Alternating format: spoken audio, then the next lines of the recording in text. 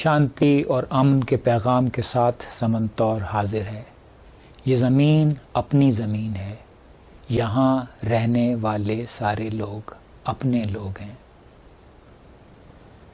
آج بات کریں گے بھاولپور میں ایک استاد کے اپنے شاگرد کے ہاتھوں قتل ہونے کے واقعے پہ۔ یہ واقعہ یقیناً توہین رسالت کی ایک واضح مثال ہے۔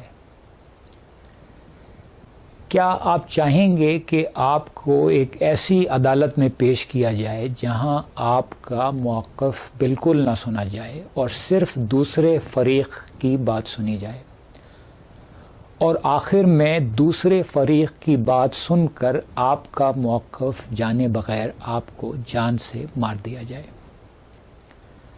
آج کے پاکستان میں توہین رسالت کے نام پہ ایسی ہی اندھی عدالت قائم ہے۔ توہین رسالت کے قانون کے عوامی نفاذ میں اب الزام ہی کافی ہے، دوسرے فریق کا موقف جاننے کی کوئی ضرورت نہیں۔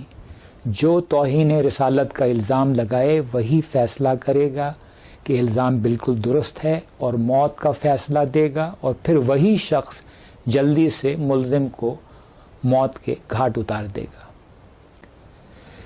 شاید پاکستان میں رہنے والے کچھ معصوم لوگوں کا یہ خیال ہو کہ کسی پہ توہین رسالت کا الزام لگا کر اسے مار دینے سے دنیا میں اسلام کا نام روشن ہو رہا ہے اور غیر مسلم خود بخود اسلام کی طرف کھنچے چلے آ رہے ہیں۔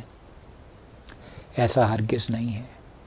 نہ صرف یہ کہ ان نام نہاد عاشقان رسول کی وجہ سے اسلام کا نام بدنام ہو رہا ہے، بلکہ ان کی حرکتوں کی وجہ سے غیر مسلم ہماری مقدس ہستیوں کو یہ کہہ کر برا بھلا کہتے ہیں کہ یقیناً یہ لوگ اپنے بزرگوں کی تعلیمات پر ہی عمل کر رہے ہیں۔ خدا را ایسا نہ کیجیے، اسلام کے دشمن مت بنیے، اپنے نبی کے پیغام سے بغاوت مت کیجیے، عاشق رسول بنیے، باغی رسول مت بنیے۔ میں آپ کو بتاؤں کہ آپ اسلام کا نام کیسے روشن کر سکتے ہیں، اپنے نبی کے سامنے کیسے سرخ رو ہو سکتے ہیں۔ ہمارے نبی کو صفائی بہت پسند تھی۔ آج پاکستان کا شمار دنیا کے غلیظ ترین ملکوں میں ہوتا ہے۔ ایک آدھ جگہوں کو چھوڑ کر ہر شہر، ہر قصبے میں غلاظت کے ڈھیر لگے ہیں۔ گٹر کا پانی سڑکوں پہ بہہ رہا ہے، پورے ماحول میں بدبو پھیلی ہوئی ہے۔ آپ اگر عاشق رسول ہیں تو اپنے محلے سے صفائی کا کام شروع کیجیے اور پورے ملک میں صفائی کی اس مہم کو آگے بڑھائیے۔ آپ دیکھیں گے کہ آپ کے اس فعل سے دنیا کس طرح خود بخود اسلام کی طرف رجوع ہوتی ہے۔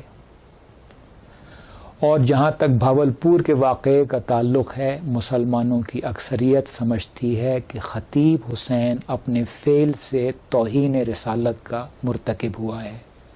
یہ گمراہ نوجوان ہمارے مذہب کی اور ہمارے نبی کی بدنامی کا ذریعہ بنا ہے۔ اس سفاک قاتل کو جلد از جلد توہین رسالت کے قانون کے تحت سزا ملنی چاہیے۔ اور آخر میں کوئی بھی شخص جو روز عنقریب آنے والی اپنی موت کے بارے میں سوچتا ہے، کسی بھی دوسرے شخص سے نفرت نہیں کر سکتا۔ ایک خوشگوار زندگی گزارنے کے لیے آپ بھی ایسے ہی سوچیے۔ زندگی رہی تو اگلے شو کے ذریعے آپ سے پھر ملاقات ہوگی۔